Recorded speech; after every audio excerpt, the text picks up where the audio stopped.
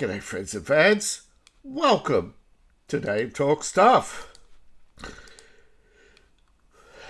Feminists made men's words dangerous. The Feminist Human Resource Department, where corporations have shifted all the responsibility of hiring and firing away from managers to a centralized committee. Obviously designed by communist academics on purpose to create a cultural Marxist department. Because now human resources is ideologically captured by the fear of losing their job, so they have to carry out the human resource culture. Now, feminists, pretty much driven by useless degrees like gender studies, in other words, cultural Marxist indoctrination studies, have created a workplace where men feel their everyday speech is over-scrutinised and weaponised against them. The sentiment always rises, regardless. Cancel culture, where women go after men for even perceived issues. You say hello to an angry woman and she will accuse you of unwanted sexual attention. Daily, you are told that feminism has brought an increase in productivity, an increase in GDP. But the proportion does not match the numbers. The GDP rise is small for the high cost of damage to men.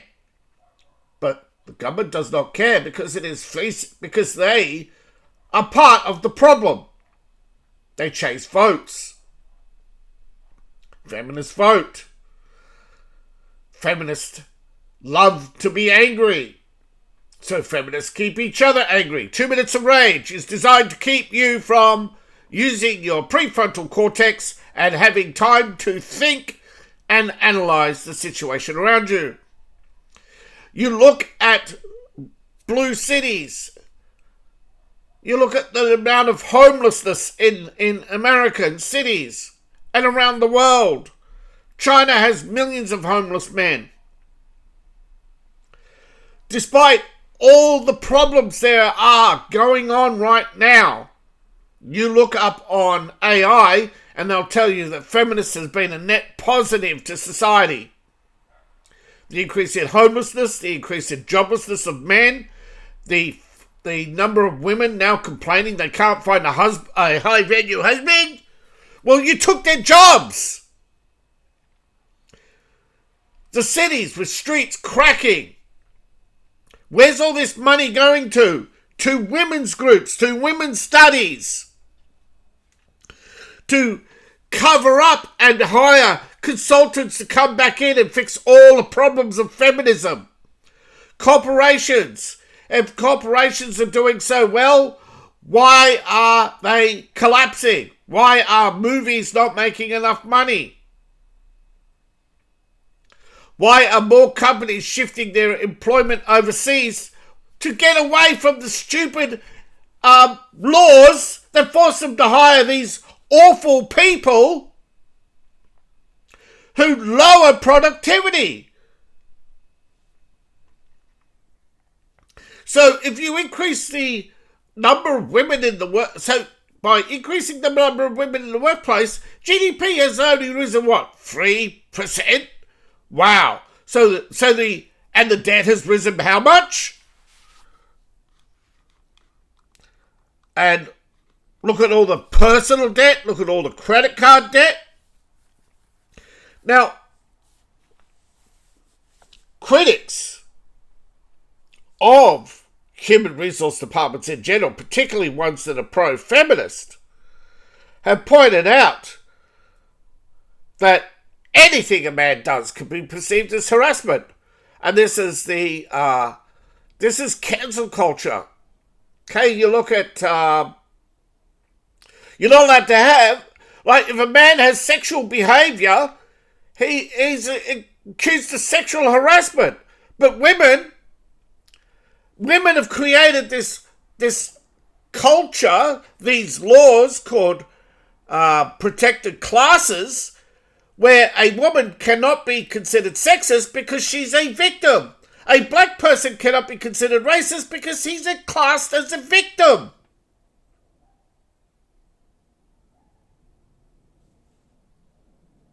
If you criticize a black person or a woman, you can be kicked off YouTube. It's not the other way around. Women routinely say horrid things on YouTube and get away with it. Brown people, like Hassan, routinely say horrid things. But because he's a protected class, he gets away with it. He repeated Asmund Gold's words, word for word. Asmund, who played the video, got banned, but not Hassan. Yet, so Asmund gets banned on Twitch.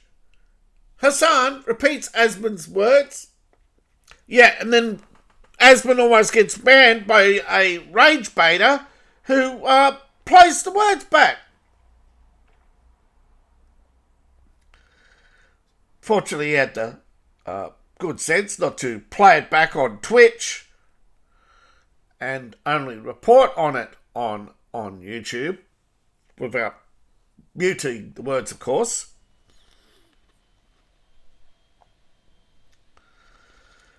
But the narrative that human resources, particularly human resource department, liberal feminists have ruined the workplace, has been explored by many. And in many professional institutions, the simple argument is, we can't touch this. We can't tell the truth. In South Korean men routinely end up in fights with these radical man-haters. The Korean workplace is a tense climate. And this is going on in California. This is why so many companies leaving California right now and New York, in which there's a witch hunt mentality against white men for now Korea, it's obviously Korean men, where men feel that they are forced to interact with women in an unnatural way to prevent false accusations. They can't talk to a woman alone. They need to record everything.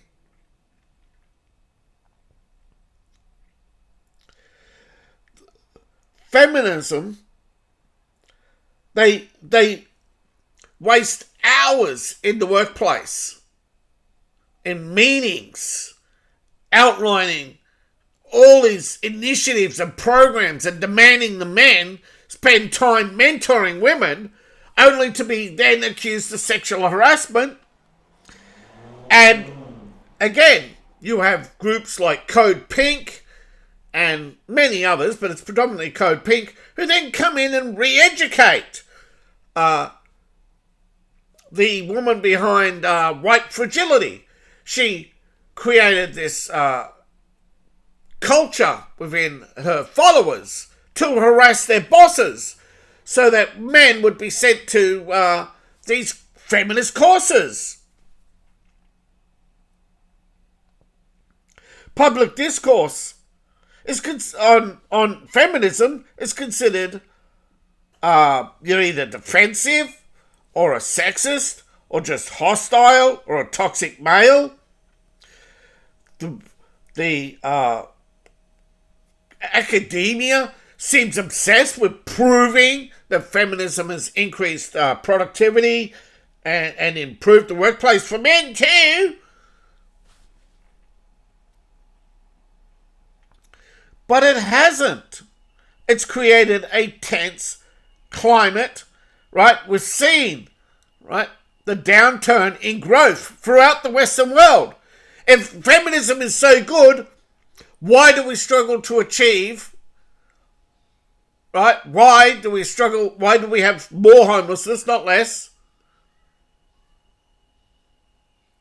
Why is, you look at our entertainment, you look at how many companies gone bankrupt?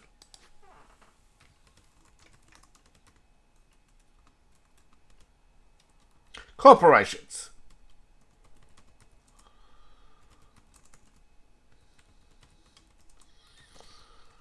Because of girl bosses. Or the nasty girl. Yeah.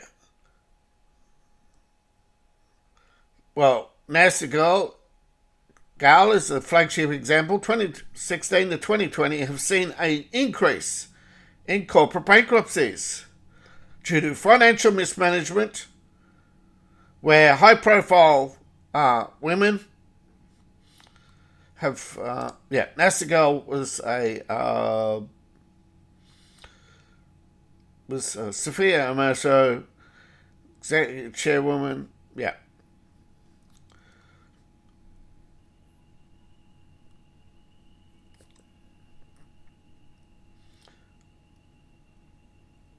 But it's a widely trend, right? Financial mismanagement, downsizing, reprioritizing, right? This is all destroying Western companies, forcing them to go to overseas. And this UN agenda, this feminist UN agenda. But you look, France,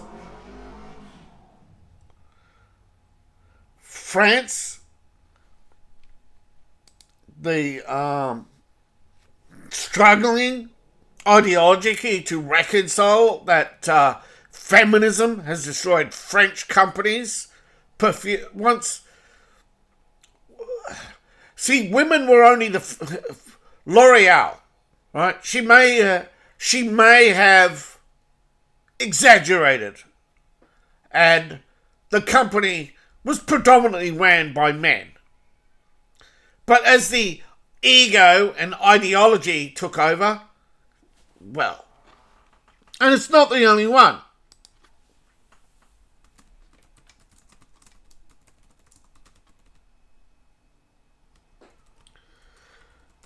But the decline of Western corporations is directly linked to feminism. Right? Shifts in global economic power and marketing from 1980 to 2016, Western firms held significant structural power, but they faced increased corporate challenges from China, India, facing stagnation with unable to grow, decreased productivity. See, if you do not mention feminism and you look up corporate decline, you get all the statistics. If you look up feminism, they'll tell you that, oh no, feminism has led to corporate growth. So there's a lie in the labour market, and a lot of it's called reglobalization, where Asian competitors have seen themselves, but a lot since 2016, there's been a decline overall in corporations, according to Forbes. And the four horsemen of it is mismanagement, capital flight, political and ideological stagnation, and social stagnation, all brought about by feminism. The boomer mentality of endless growth is over. We will just keep bouncing amongst the ceiling. We're reaching peak productivity. There is no reason to produce 2,000 widgets if we only need 200 widgets. The boomers were in such a hurry to fill the market, they never designed the economy to sustain the market. It was always boom and bust with them. It's always one or the other extreme with them. Winner takes all mentality.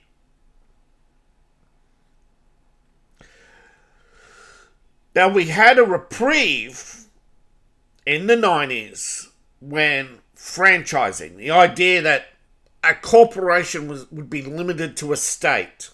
This was looked at in healthcare, insurance, education.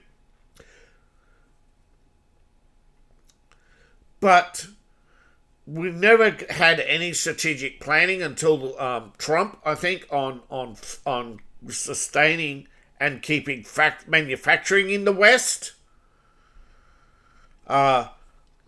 Believe it or not, the whole point of the European Economic Union, not political union, was to distribute the productivity so that you had a match to resources and labour market and skill market and everything, so that the most productive people, the most productive labour, and of course that led to the destruction of nations and nationalities and ethnicities, and the Parisian culture, for instance, with the flooding of Paris.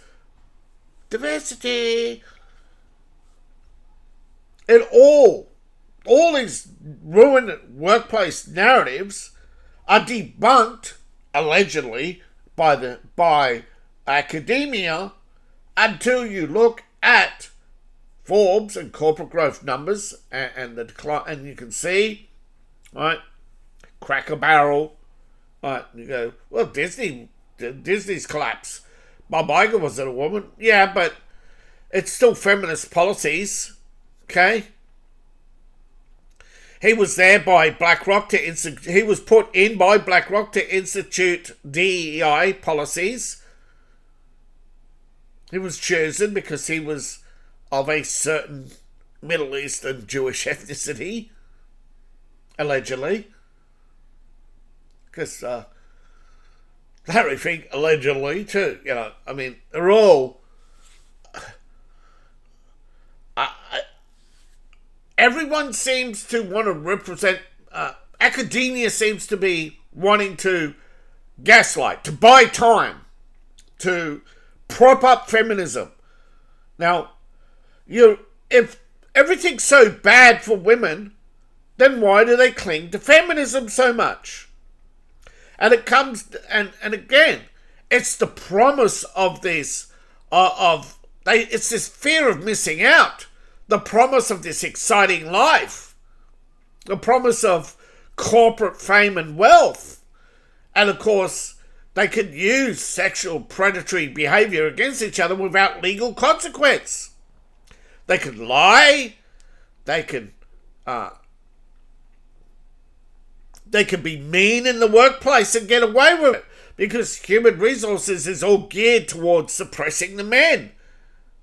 But then when women get their suppressed husbands, they can't rely on them, because their husbands have to deal with the fact that other women are trying to get them out of the workplace to bring in more women, because they think, because that's how feminism works. You have to elevate all women. It's this constant conflict. And they fear that they're always told, oh no, we need constant progress or we'll lose our rights. And this gaslighting creates fear, where they have to see that every man as hostile. Every man as a potential assault. Every engagement with a man as potential harassment. And if a man doesn't follow the expectations of feminism, he's obviously a sexist and targeted for removal. The feminist collective is turning women into man haters as as seen in South Korea, to literally, not figuratively, to literally genocide society. Korea. It's North Korea too. Women.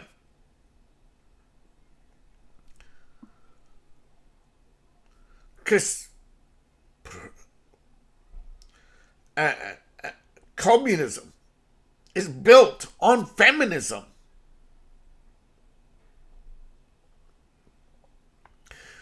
North Korea has millions of women not having children. The state just can't deal with that level of mass disobedience. Same in China, that level of mass disobedience. But when it's men lying flat, men not participating in society, they don't care. Oh, if a quarter of men won't breed, well, they'll just let men, as always happens, when there's few men and many women, society doesn't notice. But when there's many men and few women, that's when society starts to collapse. Women can only have so many children, and once they pass the threshold, both the mother and the child's health decline rapidly. There are many problems in society. And there were many problems, alleged problems. The problem is, most workplace harassment, those were dark comedies out of the 60s and 70s. People always exaggerated the worst elements of society in comedy.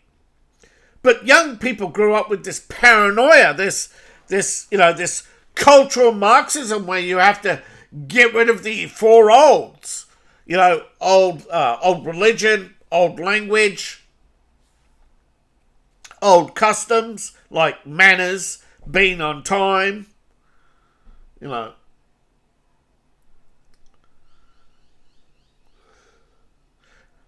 So, and old political structures. And because in the West there was predominantly men, feminism, of course, targeted men. And male-dominated institutions and the patriarchy. And it's all about tearing everything down. And they constantly cope by telling themselves they're building a better society. But we're not allowed to fight back. Whether it's a Republican or a Democrat or Liberal or Tory, it doesn't matter. All the major political parties are controlled by feminists. Ironically, the last Tory, in my opinion, who wasn't a feminist, was Margaret Thatcher.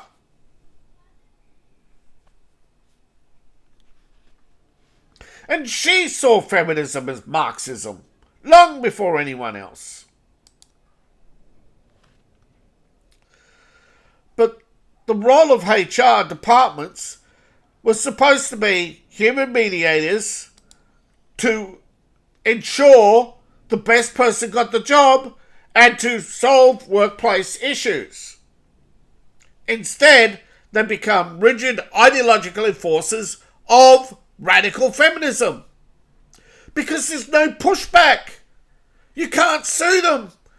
Because all the left-wing politicians create this idea of the protected class that goes all the way through the legal system, all the way through the media.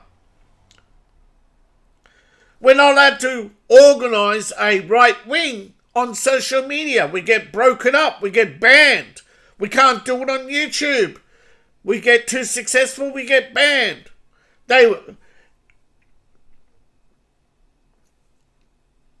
So the majority of male influencers just pretty much bring on the dumbest, most outrageous feminists, have them blabber for about 10 minutes about how they hate men, and get told, that they're toxic, and then that's it, because they can't do anything else, and they get, comedy gold. But trying to educate and to lift and to elevate, I'm not saving anyone, am I? I'm not saving the world. I'm not making headways. But I am, slowly. This isn't about money, clicks, or views. This is about the survival of Western civilization. Look at every civilization before us that was destroyed. Think of the millions of lost lives, lost potentials.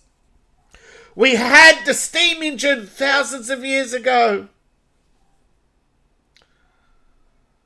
It was arrogant liberalism.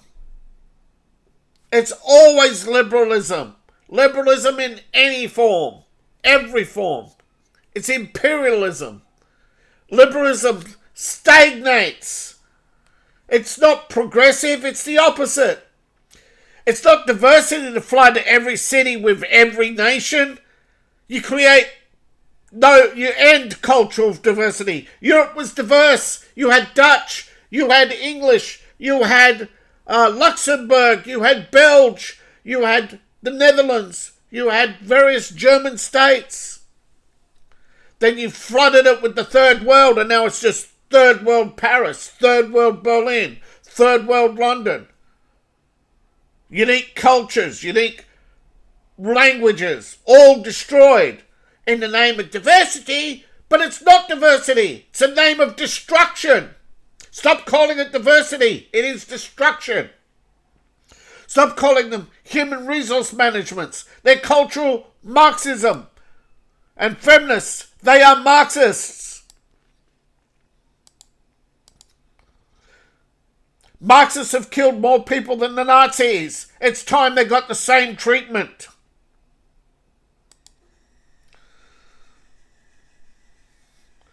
Thank you for watching. If you don't believe me, just look at Cambodia. Look at China. Look at Cuba. Look at the damage to every civilization that feminism has wrought. Look at the homelessness in California. Why? Because the left, when they say all they care about is their personal success. If you lose your home and their home is worth $3 million and they get all the benefits from the state, they don't care about you losing your job or homelessness or the high cost of living. They just write themselves more laws to not pay those taxes. California has the most tax dodgers of any state. They have the most laws to get around taxes. They have the highest cost of... They're out there complaining that Trump's put the cost of fuel up to $4. It's over $6.80 in California.